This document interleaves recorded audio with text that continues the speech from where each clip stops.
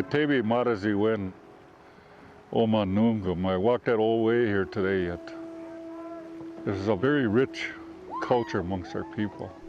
It was handed down by stories, by teachings only. Nothing was put down in a book and handed to us. This is a very simple way of life. This river right here is known as Muskiki Zibin, and I still refer to that in my prayers and everything, Muskiki Zibin. I do that because of the spirits yet today. They only know that as Muskiki Zibin, Medicine River. I don't like to use it as bad river because our language, we have nothing bad to say about any of the Creator's creations. There's no such a word as bad, so this bad river, I don't like the name of it, so I referred to it in my prayer yet today as Muskiki Zibin, Medicine River, and many dudes that Bimo said that walk on this water, they're right here with me today. And before I came here, I went in prayer and asked them that I say good things here today, you know, that I don't forget any of the really important things.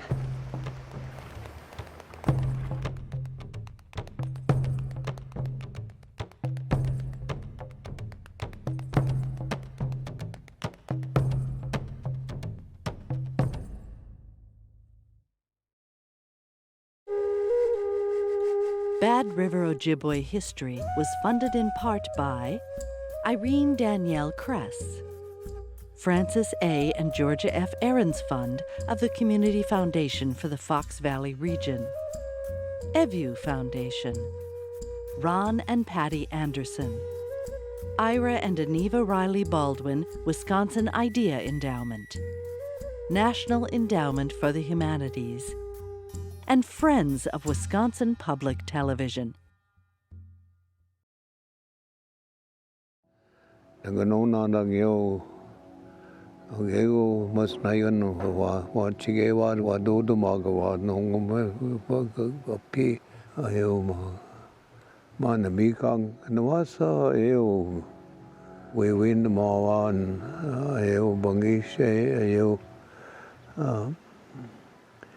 Manuman Misago Makapichi Gang my motion no washing away no Bangisha say Marash nigga nagada tone ma nipa nebaka. One of the things I think that I've seen over the years is that there has been a lot of change. And not only change in the environment, you know, things are a lot different now. When I take a ride out in the woods, I take a look and I see so much of the land has been clear cut. When I look out at the river, I don't see the rice like it used to be when I was younger. We lived down in Old Odana then, on Kakagan Street, and the nuns had their convent and also the school in the area where the church is now. I grew up in this little community right down the road here. It's called Kakagan Street. In a great big house, it was called a mansion. It had 12 rooms upstairs and 7 downstairs. And we all had big homes around here years ago. That was during the lumber era, when everybody had money. There was all kinds of salesmen around here all the time selling rugs from Persia, and they had the big oak sliding doors in their homes, and I was fortunate enough to grow up in a house that had that. 1896, in the Chicago fire, they said they had enough lumber in there to rebuild Chicago. During the lumbering times, many of these people had lots of money, what they could get for their lumber, and they had to go through the Bureau to get it. Bureau of Indian Affairs. They had to write vouchers for whatever money they had needed, okay? Stearns, they ran the town. They had a store. You would work for them. They didn't give you money, they gave you credit. So you couldn't take your credit to a place in Ashland.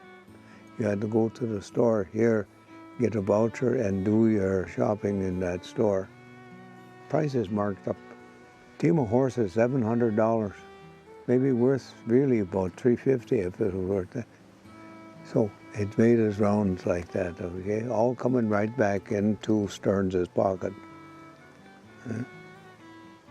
And I can remember when I was a youngster, we used to still have that pole over there where it's at yet today, but it was this time of the year, and they used to have old Model Ts, Model As in a circle, and they used to have like smudge pots all over also. Once in a while they'd turn on their headlights of their cars and stuff, and everybody'd be dancing out there and singing, and smudge pots, and there'd be a bonfire there. They used to have a county fair there. It used to be right in front of where my mom and dad had their house. I said, well, when you say fairgrounds, what do you mean? And she said, well, just like a county fair. She said they'd have vegetable displays, and they would have their bakery and their jams and their jellies, their canning. And she said that would be part of it, but a lot of it too had to do with more recreational type things. And it was a very important part of their entertainment at that time. My dad used to tell me, he said they would come from all over. I suppose if there was a ball game, you know, that was something very important to them. A lot of friendly competition between reservations when it comes to sports. Still is. Baseball games, that was the big thing here on the reservation for many years, right up until my sons were old enough to play. We had some pretty good baseball teams here. A game every Sunday, grandstand, popcorn and stuff. And a lot of these games that you see today, one game is lacrosse, you know, that we played today here. You know, I have a lot of lacrosse sticks and stuff given to me by the elders. I still have them at the house. Lacrosse was given to our people there. There was an elderly woman, she was real sick. In this guy's dream, he had a dream about this game. In that dream, it said to make these sticks, to make a ball out of a knot, and how to play it. And so all the energy they spent on that field that day, them young braves and stuff, went into that woman. And that woman slowly got better and better, and that's how they healed. And most of all these games you see today that we play has got to do with that healing part, like in a healing ceremony. They had fairs here. You'll see pictures, but that's all you see, all right? See all those houses around, where are they? They're gone. That highway was built there in 1936 or something, 37. And it kind of closed off this community here. It's like a dike. So this water had no place to run anymore, this Bad River. So it plugged it up, and then there's all them houses here. It had 100 houses right over there, starting on the corner over there. And it just flooded everything, and it waterlogged them. They never had the money to fix the houses, and so that's why this community fell apart. I lived through those floods. And the biggest one I can remember happened in 1946. It was huge. My parents went into Ashland to grocery shop, and on our way back, we couldn't make it back to our house because that's how fast the water came up. And it was a large area that it covered. It was during that flood where the St. Mary's School, a section of it, collapsed. A lot of us went to school there, and I graduated from there in 8th grade. Sometimes you didn't want to go there either, you know, because there was a lot of things that we were expected to do by the teachers and by the nuns. There's some good memories, and then there's some not so good memories. And I can remember this one time I went to a ceremony. I must have been probably 5th grade, 6th grade. And I went with my grandmother to the ceremony. And I don't know how the nuns found out about it. But when I got to school at Monday morning, they sent me to the principal's office. And I had to sit on the floor in the principal's office all day because I went to the ceremony. And I think it was a lot of misunderstanding on their part because we all worship the same thing, the same being, whether you call him the Great Spirit or whatever. You know, and I don't think they realize that. That's why in my generation, nobody can fully understand their language because we weren't allowed to speak it when we went to school. We went down to see a ceremony. And while we're watching that ceremony, this girl was starting to cry. She was remembering then about her grandma. They were laying in bed when she was about 8 or 9 years old, and that's when she started school. And she didn't know no English until that. Okay? She started school. And then she was crying because her hands were all cut up. That's from taking that ruler with that little iron thing, that metal strip on the bottom, right, and hitting you on the back of your hands like that for speaking the language. I told her grandma, well, the grandma says, well, you'll have to forget your language then. Now that's only one story, but there was lots of them like that.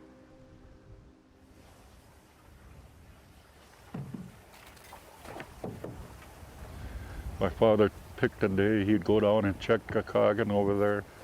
Right now it's wild rice time, we'd be ricing, me and him together. I started out when I was ricing when I was 9 years old with him. Very young age, and I riced to him till about 30, when I was 30 years old after I come back from the service. And he taught me a lot, and he didn't teach me a lot. He just said things that if I was supposed to pick them up and carry them on with me, that's the way it was supposed to be today. It's very important to us, you know, as a people, because first of all, it's a staple, something that we all enjoy using. And another thing is it gives us that time in the year and in the fall when we go out and actually participate in a cultural event that our ancestors did. You know, and that's important. And it was a good time because you had a chance to socialize, you had a chance to rest, of course, because ricing is hard work. But when you're out there, you enjoy it. It's not work because it's a way of life, you know. We would go down and knock the rice, what they call knock it. And it's just taking the stalks and putting them into the canoe or your boat and hitting them so that the kernels fall off. And once you get you as much as you think you needed, then you would come in. This time of the year, standing up on the bank there, my grandma came up from ricing, and they had a little, what we call a rice boat, a homemade boat out of lumber. Grandma was sitting in there. There was so much rice, like this from one end there. There was only about that much freeboard.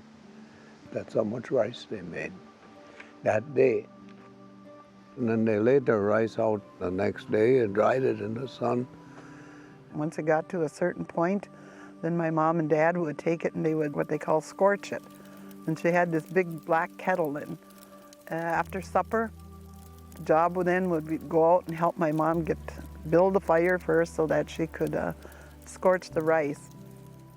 And then they would store it in either bags or paper boxes, and it was my job to go out there and dance the rice. And when you say dance, you put 2 poles up, and my dad used to have a little pit, and he would line it, put the rice in there, and then I would put on a pair of moccasins, and I would get in there, and you move your feet back and forth to get the husk, loosen the husks.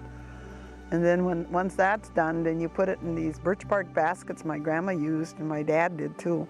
In what you call winnow it, means you toss the rice up so that the chaff, they called it mazan, would separate from the kernels.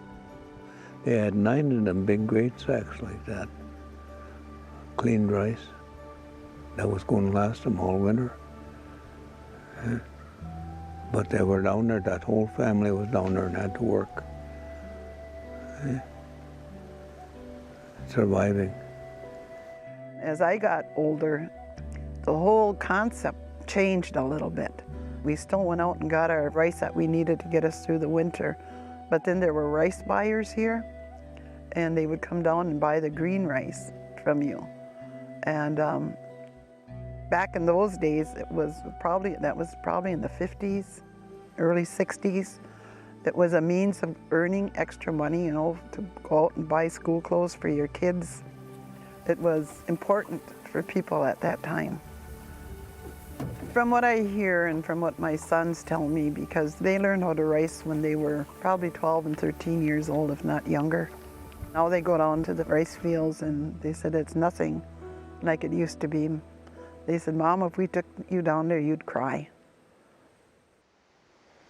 The old way people who were following that way of life stayed here because they could live off the land.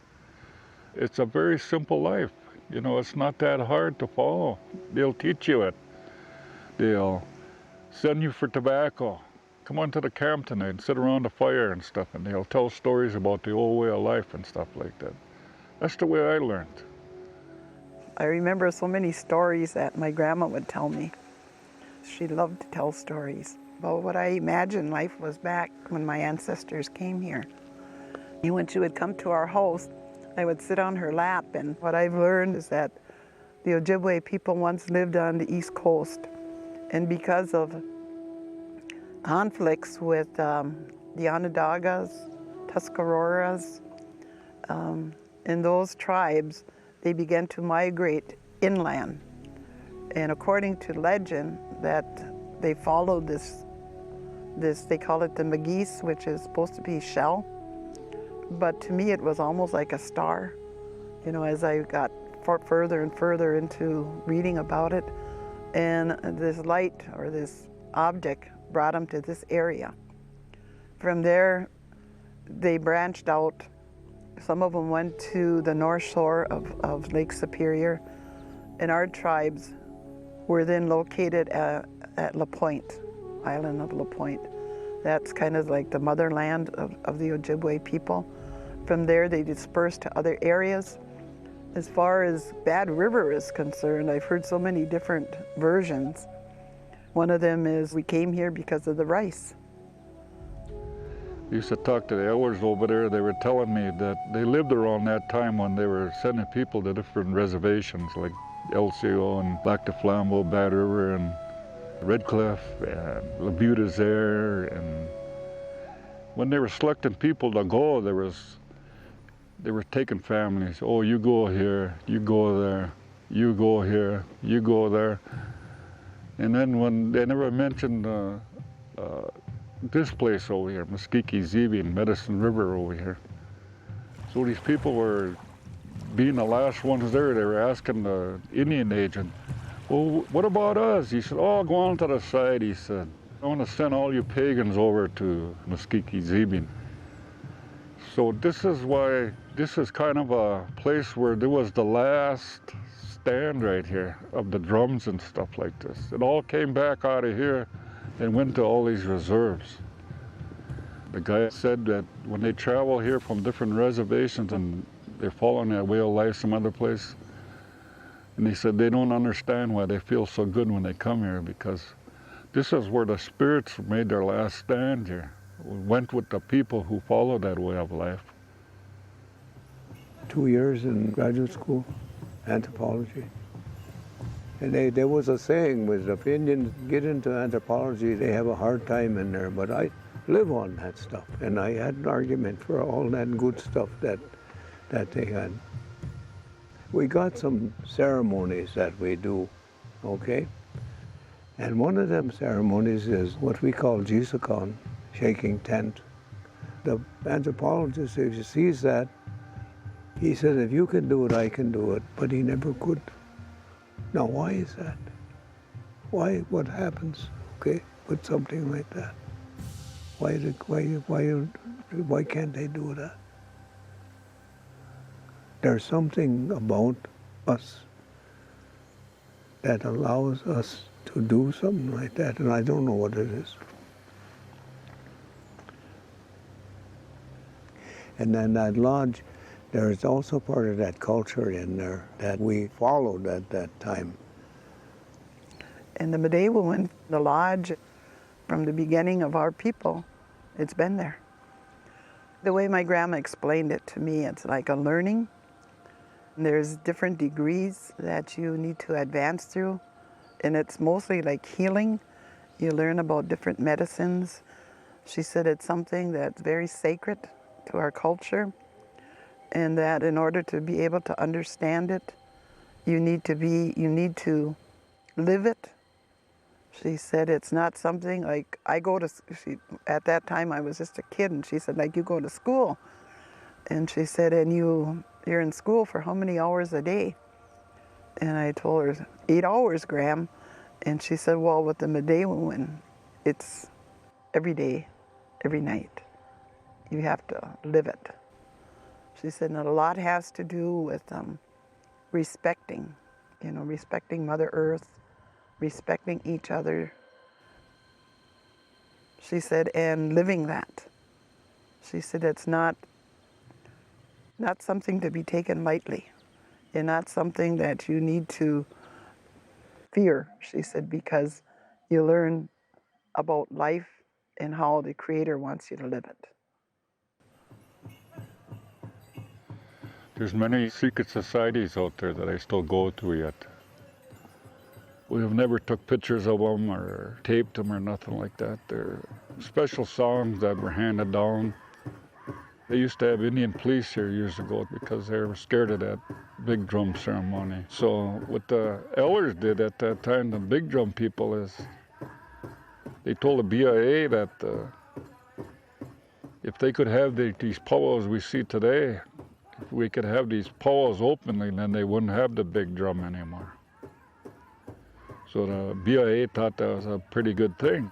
They didn't know at the time that there were special people around that dance circle. What they were doing is they were handing them songs to the powwows like we're having today here. They did it openly then with the big drum. So that way they never had to hide it anymore. So that's why the big drum survived today, and it's very strong. But now they went back to what they did years ago. It's a secret ceremony right now, like 3-4 day ceremony. That drum can still speak to all the spirits that the Creator put here. It still does. You grow up in that. See, that's it. Wherever you came from, you had a culture right in your house. You grew up, you did things different in your house than your neighbors did.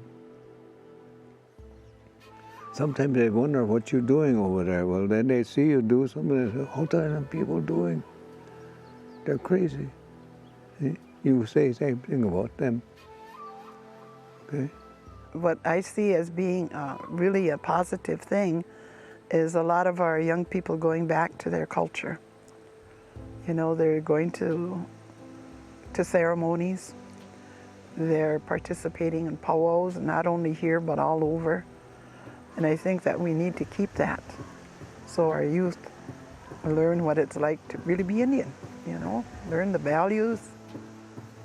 Some of us along the way didn't take the time to learn about some of those things and don't realize that, that's the important thing of our culture. Not whether you wear your hair in braids or you wear your beads, it's what's inside of you. That's what's important. We never dance for ourselves out there. We always dance for something. Like me now, when I go dance out there, I'll try to imitate the eagle. The eagle, they tell us the story of when the Creator was going to destroy our people. Because we were bad at one time, you know what I mean? We drifted from that good life to that bad side. Not respecting anybody or loving anybody. That eagle we see all the time whenever we're having the ceremonies. He's seen that there were still good people amongst our people. So when he heard about what the Creator was going to do, he went and talked to the Creator for our people. That they were still praying and they were still sharing, they were still loving, and to let us follow that way of life with the spirits. So the Great Spirit, he thought about it. To the eagle, he said, from now on, it's going to be your duty to fly over these people, he says. And if there's ever a day where you don't see them prayers or sharing or loving each other, it's your duty to tell me. At the powwow, you're going to see these eagles come here. Sometimes 3 or 4 in the sky flying over this powwow grounds here. So he feels good when he's circling up there that he can still report back to the Creator that we're still praying and having that good way of life yet with the drums.